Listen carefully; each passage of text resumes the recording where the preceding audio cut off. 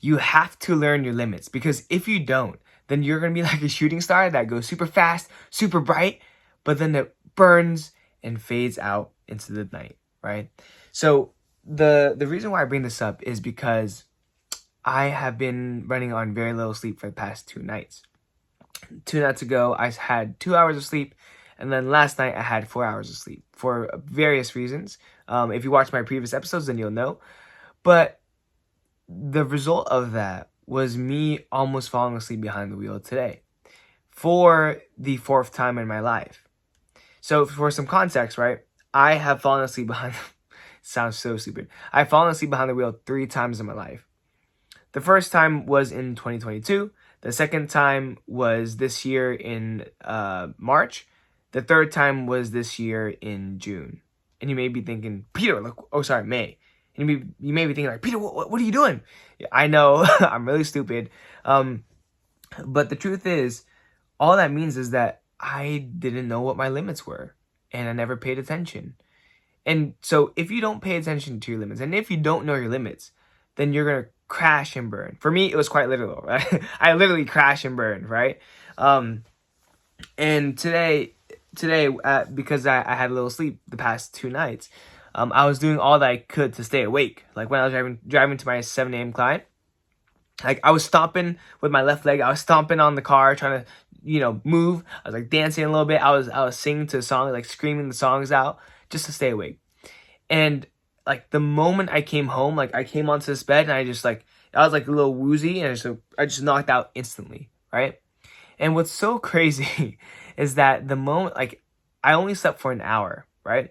But within that hour, I was already in REM sleep. And the reason why I know that is because I had a dream, rather a nightmare.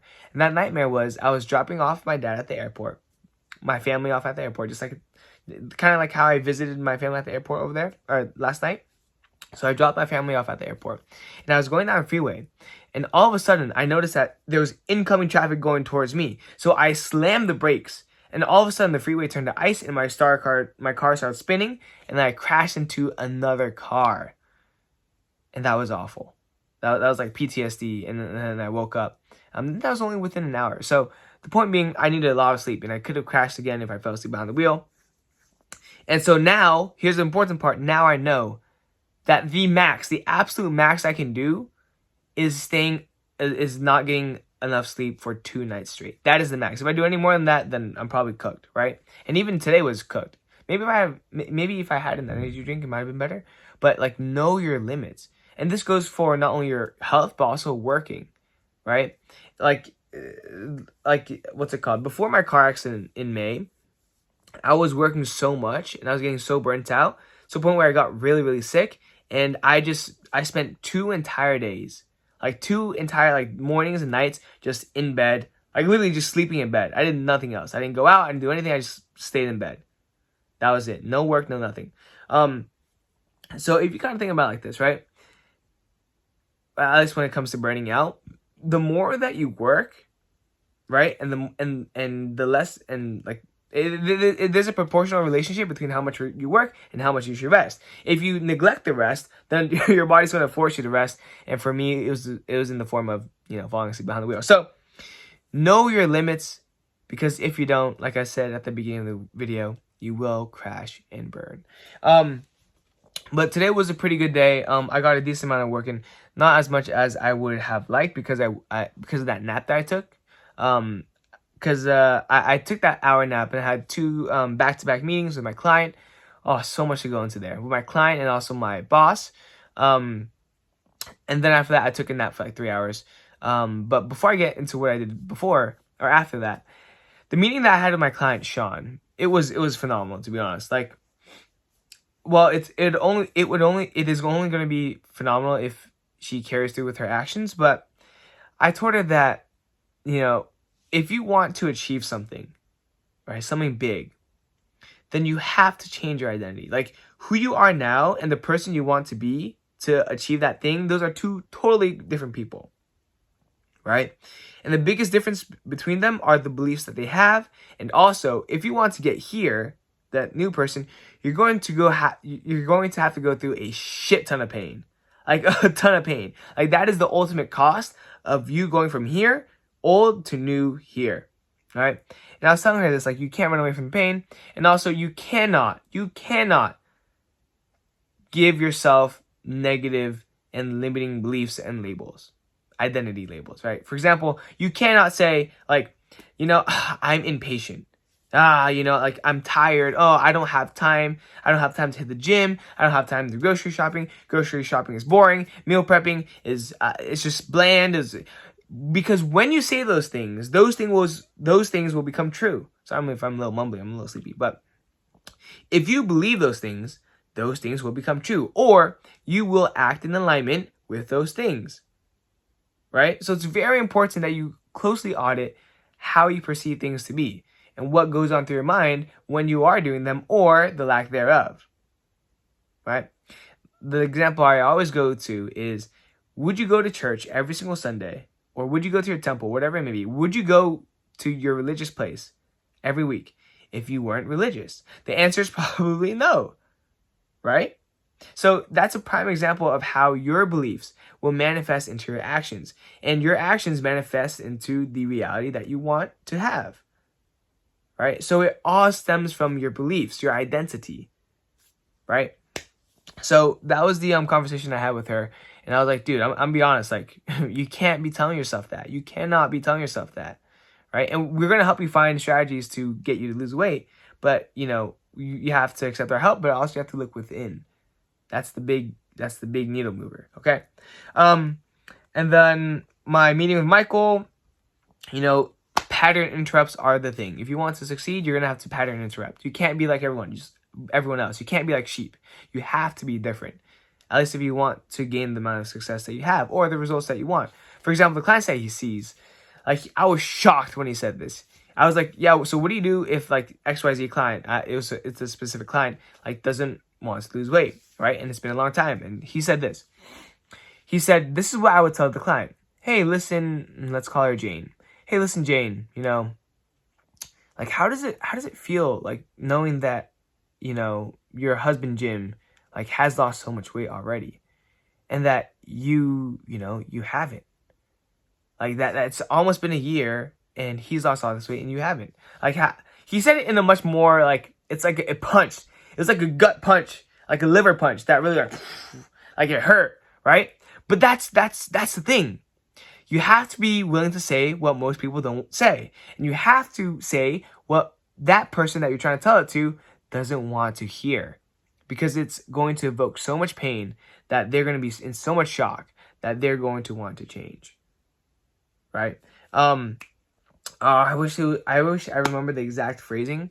But it was something along those lines of like, like go dig deep, like say something that I already said it. Okay. Anyway, so after my big beautiful nap, I did some LinkedIn follow-ups for my thingy, and then I also what's it called?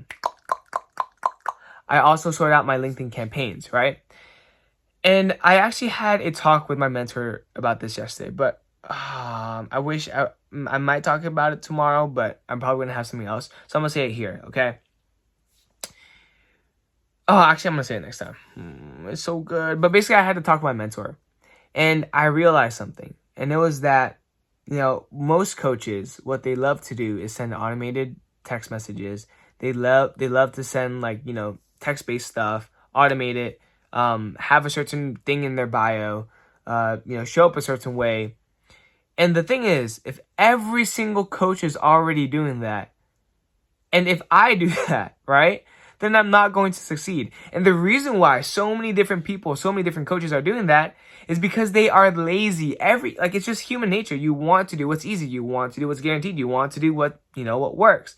But the problem is, when so many people do what works, it stops working. It stops being effective because people get tired of it. People get used to it, right? So I have to do something different. The caveat, that's something different, or disclaimer rather, that something different will be tougher than what everyone else is doing. But that is the price I have to pay if I want to succeed. So that is why with my approach now, every single outreach I do will be done with a custom video. Every single one. It will have custom voice memo lines, right? Do the unscalable, because nobody is doing the unscalable because they want to automate it all because they are lazy. They are lazy. And I don't want to be that person, and I want to succeed. So that is what I'm going to do. And that is what I am doing. Oh, that's such a good topic that I can talk about. So I'm going to write it down actually, right? By the way, if you want to know what my calendar looks like, it's very, very accurate, with the exception of Sunday because I still need to plan it out. But everything here is documented. It's very, very accurate. Anyway, so I'm very excited for this upcoming week. I'm excited for tomorrow to get my full 8 hours of sleep, go to church, and just do work the entire time. I'm super stoked for it. And that's pretty much it from me today. One other thing. This was in another video, but I went on a run today. It was 2 miles, right? In 17 minutes. So I think that's my fastest time, to be honest, for 2 miles, I think. But I was listening to this audio from my coaching program, and the essence of it is that you have to learn to live, to breathe, and to just embrace pain. Because brain is the ultimate cost of who you want to be. That new version of yourself, that your name 2.0. In this case, it was Peter 2.0. And the more resistance you build to that fire, right? That pain, we'll call it fire. The more resistance you build to that pain, right? The better you will be at taking that pain for every instance of your life. Right? And so if we know that pain is the kind of guaranteed and is the ultimate cost of who you want to become, then why the hell would you not get accustomed to pain and grow resistance against pain? Build that immunity against pain, right? Or at least get better at handling it and build thicker skin every single time. So when I went on my run today, I was like, that's the fastest pace I've gone. I usually take it pretty slow and go long, but I went long and fast. For my standards, okay? Chill. If you're a runner, chill. So in the last mile, I just started running off. I just started sprinting as fast as I could, and I did that for pretty much the entire mile. I know it may not be like sprinting if it was an 8 minute and 30 pace average, but trust me, I was zooming as fast as I could, right? And the entire time I was thinking to myself, live, breathe, eat, embrace this pain, learn to love it. You love this pain. And you can kind of imagine, you right now, you are trying to bend this steel bar, your hand, the steel bar to mold it, right? But as you know, you cannot bend a steel bar unless it's molten, right? Or unless you're freakishly strong, right? But imagine there's a really hot steel bar and you want to bend it and form it and transform it into a new reality, a new bar. You want to bend it into a new bar. When you put your hands on that thing, it is going to be burning. You're going to be in so much pain, but it's going to allow you to bend it into the shape that you want it to be. And it's going to be so painful, but you have successfully created your new self. So, so basically, a lot of things have been said in this video. If I remember correctly, the very first one is know your limits. Know your limits, right? We're not, we all have a human spirit, so we are very, very we can take on a lot. But there's only so much that we can take. So know how much you can take and know when to stop. Okay? Because it could end up costing your life if you choose to do more. Okay? Don't be like a shooting star. So the second part was, there's so much stuff. But the second biggest thing for me, at least, was just embracing pain. Living, breathing pain. Super duper important. The next one is that your identity and your beliefs are the gap between where you are right now and where you want to be. So if you want to achieve something great, then you have to change your identity and your beliefs to become that person, he or she who can become great. That's it for this video. This is the PLOG V1.11, and I will see you guys in the next one. Peace out.